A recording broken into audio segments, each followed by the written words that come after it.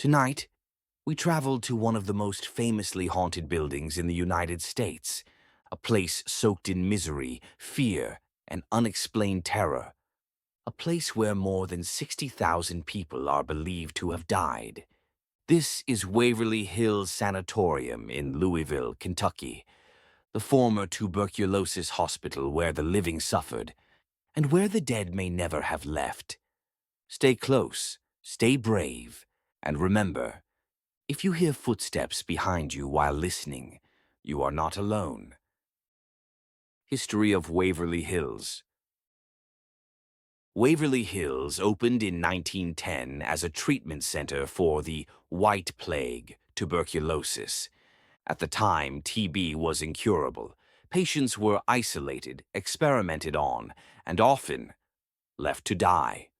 The building itself is massive, 6 stories tall, stretching across wide hallways echoing with wind, rot, and the memories of suffering.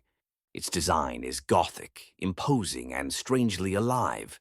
As thousands perished, the staff needed a way to discreetly move bodies out of sight. So they built the infamous Body Chute, a long, dark underground tunnel where corpses were wheeled away on a conveyor system. Even today, visitors say you can feel the fear soaked into the walls. Apparitions and shadow figures. Waverly Hills is best known for its shadow people, tall humanoid figures that dart across hallways or peek from behind door frames. One group of investigators reported standing in the long 4th-floor hallway, their flashlights off. In the darkness, they saw multiple shadows moving independently, crossing from one room to the next, as if performing long-forgotten routines. Others report a figure they call the Creeper, a dark, spider-like shadow entity that crawls along the walls and ceiling and drops to the floor behind visitors. Some describe feeling dizzy and weak just before the shadow appears, as if it drains the energy from the air itself. The boy, known as Timmy. One of Waverly's most famous spirits is a small boy nicknamed Timmy. Investigators frequently bring balls, toys, or small objects to coax him out. They place a ball in the hallway and watch in shock as it slowly rolls back toward them, even on perfectly level ground. On multiple tours, guests have reported feeling a small hand tug at their shirt or pant leg, as if Timmy were trying to get attention or play. Some have even captured giggles on audio recorders, echoing faintly down the corridor. Room 502, Tragedy and Terror. Room 502 is arguably the most notorious location in the entire sanatorium.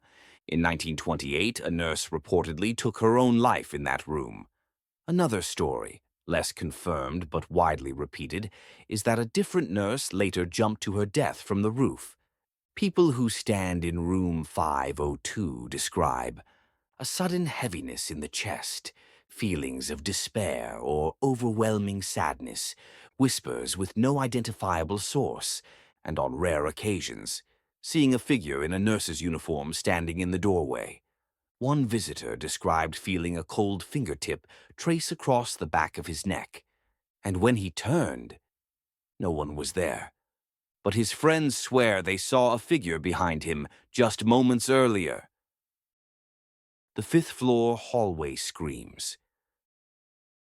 The 5th floor is where the most critical TB patients stayed, those suffering from dementia, hallucinations, or severe mental decline caused by chronic illness. Visitors today claim to hear loud screams from empty rooms, rattling bed frames, footsteps pacing back and forth when no one else is on the floor. One paranormal team captured a voice on EVP saying, "Help me, please." The room was empty. Another group heard what sounded like a woman sobbing.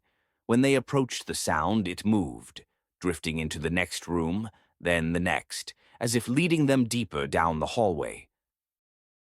Physical touching and scratches. Waverly Hills is infamous for physical encounters, Some visitors have experienced cold grips on their wrists, hands brushing their hair, taps on their shoulders, and even deep scratches across their backs or arms. One woman on a guided tour felt fingers wrap around her hand. She assumed it was her friend, until her friend stepped out of the darkness and said, "I thought you were holding my hand." When they turned their flashlight on, they were completely alone in the hallway.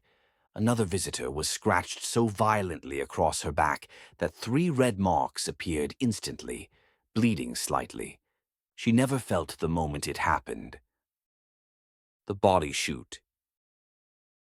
The Body Chute, or death tunnel, remains one of the most terrifying areas. It's pitch black, colder than the rest of the building. The air feels heavy, stale.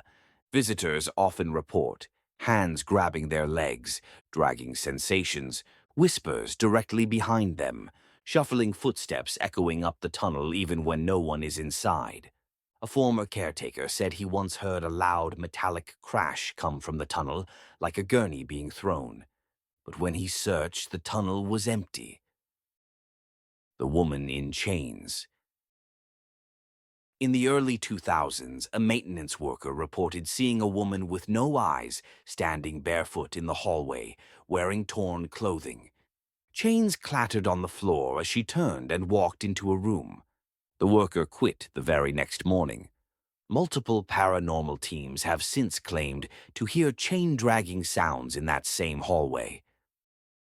The man in the coat. One of the most chilling encounters happened to a group of ghost hunters in 2014. They were exploring the 3rd floor when they all heard footsteps approaching from the far end of the hallway. The footsteps grew louder and louder until a tall man in a long coat appeared, walking straight toward them. They froze. Their flashlights flickered. And then, in an instant, the man vanished, leaving only the echo of his boots. Their audio recorder captured his footsteps clearly, even after he disappeared. In the end, Waverly Hills Sanatorium remains one of the most disturbing and active haunted sites in America. Thousands of deaths, years of isolation, suffering, experiments, tragedy, and the lingering memories of those who never found peace. If you ever walk those hallways yourself, don't go alone, don't drift from the group, and never, ever ignore footsteps behind you, because at Waverly Hills, someone might be walking with you,